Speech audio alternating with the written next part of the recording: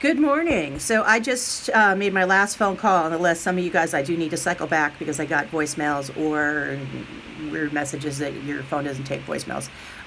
So I will try you again, but I wanted to just kind of go over all the talking points again because I do realize I talk fast. And my mother fusses at me about it all the time, but it's a northern thing. Um, and that way also if you miss something or you just want clarity on something I went over, then you'll have a spot to look at it or to review it. So first and foremost, I want to say that I thoroughly enjoyed having your girls in advisory this year. I remember at the beginning of the year, advisory seemed like a strange thing.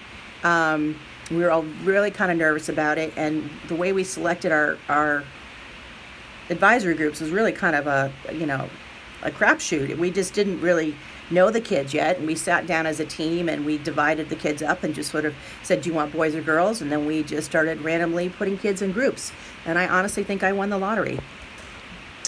I couldn't ask for a nicer group of kids. And I also want to say that that if you didn't know, I'm moving up to the 8th grade next year, and so hopefully I'll get to teach some of your kids again in a normal time. But my classroom, B11, as of right now, anything could change, but will always be open to them. So they're always welcome. Their relationship was meant to be built and maintained past just the grade level that they have me as their advisory teacher. So please let them know that, and I will let them know that as well. So let me just go over what we went over on the phone calls. There are not going to be final report cards this year. It's not going to look traditional. It's a feedback form. I've already completed mine, and they were quite just sort of cumbersome to do because the program was designed for K through 2 and not for a teacher with 172 students. So I'm actually going to go back and double and triple check that I've gotten everybody finished. But it's going to just give you an overall picture of your child's engagement during distance learning. Okay, so it was the split line was 50% of the work or more was done, or less than 50% of the work, or no work. That was what we based it upon.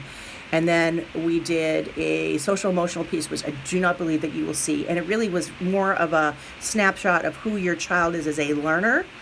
And of course, as their teacher, I was able to very honestly answer those questions, knowing your kids for the entire school year, not just during distance learning. And then the third part of it was mastery of standards. So we had objectives and skills that we taught that are aligned with the North Carolina state standards. And I think I had 6 that we included for social studies, and then we chose developing, progressing, mastery, or unknown. If your child didn't do the work, it was an unknown, because I can't judge based on nothing. So there you have that. Also, if you go to, if you have any questions about specific teachers, when you receive the report late in June, if you have a specific question about a class, go to the teacher directly through email. And if you have any questions about your child's schedule for next year, please contact Kimberly Cobb. Her email can be found on our website. She's the AP that is in charge of our scheduling for the school. If you go into Power School right now, your child's grades for quarters 1 through 3 will remain intact, but there will be no grade for quarter 4. Instead, you'll see a final grade of either a PC-19 or a WC-19. You are looking for the PC-19, meaning they passed. And I can very confidently say that everybody watching this video's child in my class got a PC-19. We are just not going to punish children for circumstances that are well beyond their control. And then this is the really important part about Monday for our pickup times. It's very important that we follow the guidelines that Ms. Brooks provided to us that I sent via class tag. It's posted on the school website. It's posted on the Team Earth website, and I believe that Ms. Price, our media specialist, sent it out on a blast email as well. So if you don't have that, please reach out to me and I will email it to you directly, because we are trying to avoid chaos as much as possible. With close to 2,000 families coming through to drop off and pick up stuff, we really do need to follow the guidelines. So drop off will be in the carpool lot at the front of the school, and pick up will be over by the the bus lot. If you do not have to drop anything off, then you can skip that part and come right to the pickup.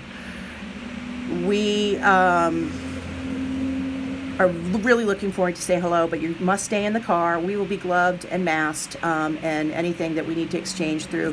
What we have done is each child has a grocery bag with their name on it from the homeroom teacher. I'm going to be going up to school in a few minutes to pick up the yearbooks, and I'll put them. My bags are all ready to go. I just need to put the yearbooks in there, and you will pick up the bag for your child and get to wave and say hello. And you will drop off anything like textbooks, library books, if you have an instrument you borrowed from the school. The Chromebooks are staying with your student for the summer. This is really going to be a great help to us to hit the ground running when we start back on August the 17th. The state of North Carolina, the General Assembly, really was concerned about the gap in learning that happened during this time, so they voted in that we would start back on the 17th of August. Obviously, we are not quite sure what's going on with the Republican National Convention. There's a lot of back and forth going on right now, but we're ready to go. If the convention stays in town, we're ready to do that week of distance learning. If it leaves, then we'll just keep it moving. It's all good. We've all learned to be very flexible during this time period. So if you are not returning to CMS, you must return the Chromebook. Okay. If you're moving schools, you don't have to. It's your child's Chromebook. It's checked out to them. There's inventory control numbers and everything that goes along with that, okay? Summer learning opportunities will be available online for any children wanting additional skills practice. Information will be sent home and is also on the Community House website. Y'all have a happy summer. And don't forget, the start date back is August the 17th. I know it messes up plans for a lot of people, and we are living in uncertain times.